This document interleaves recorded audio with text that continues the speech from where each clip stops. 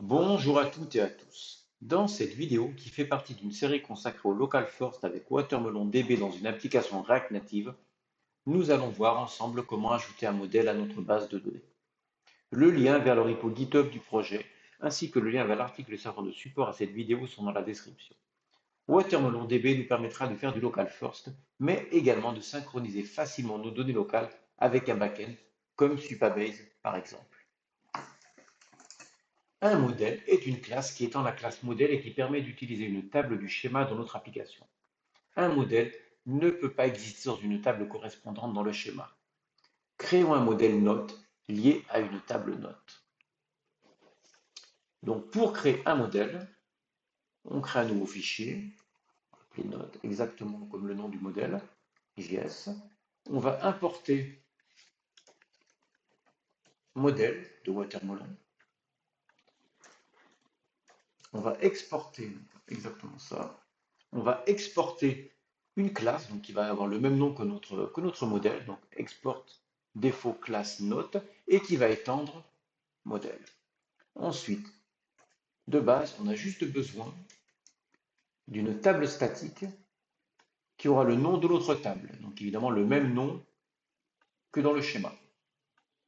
On enregistre. Et ensuite, pour pouvoir l'utiliser dans notre database, nous allons devoir la rajouter dans le modèle classe dans la export cons database. Donc, on importe donc notre note. Et voilà. Maintenant, nous pouvons utiliser notre modèle note.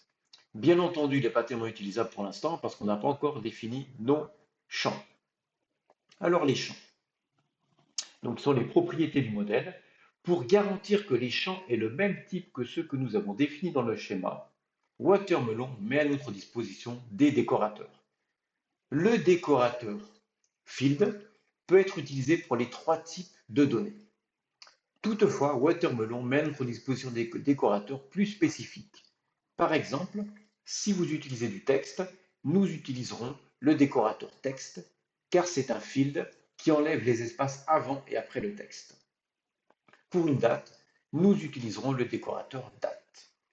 À la différence du schéma où nous utilisions le snake case, pour le modèle, nous utiliserons du camel case, c'est-à-dire le premier mot en minuscule et ensuite à chaque fois majuscule pour la première lettre. Ça va donner pour notre table, pour notre modèle, pardon. Donc on reprend notre schéma. Donc on avait title, content, explained. Donc on va avoir un texte, le title. Donc voilà. À chaque fois, ça va fonctionner comme ça.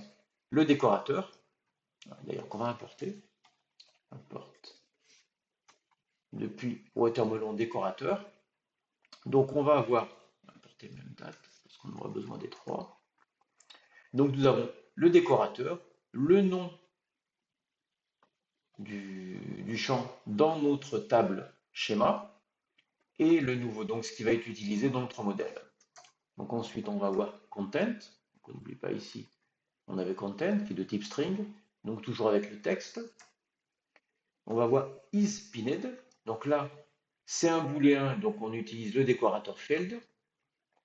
Camel case, donc premier mot minuscule et après la première lettre en majuscule. On continue, donc ensuite on avait created at et updated at. Donc pareil, donc avec date et date. Voilà. Donc là, nous avons bien défini notre modèle note avec tous ces champs. Vous voyez, c'est exactement ça. Ensuite, nous avons des champs avancés. Vous pouvez aussi utiliser dans certains cas des champs avancés. JSON pour sérialiser de la data, donc ça peut être intéressant. Read-only pour mettre des champs en lecture seule. Vous ne voulez pas vouloir modifier directement des champs. Ils sont créés, ils restent comme ça. No change, c'est comme read-only, sauf que même Watermelon ne peut pas les changer. Voilà. Par exemple, le read-only est utilisé pour le tracking automatique des dates, created at et updated at, car nous ne voulons pas modifier accidentellement leur contenu. Mais nous voulons que mon Watermelon les modifie lui-même automatiquement, donc pas de no change. Donc dans notre modèle, on va rajouter le read-only et on le rajoute avant nos dates. Ça va éviter qu'accidentellement on modifie ces valeurs parce que nous on ne veut pas, on veut juste que ce soit Watermelon qui mette à jour les dates.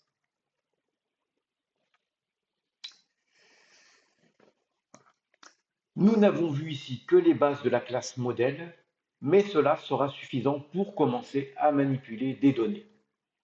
Merci d'avoir regardé ce tutoriel. N'hésitez pas à liker et à laisser un commentaire. Je me ferai un plaisir d'y répondre. À bientôt et happy coding!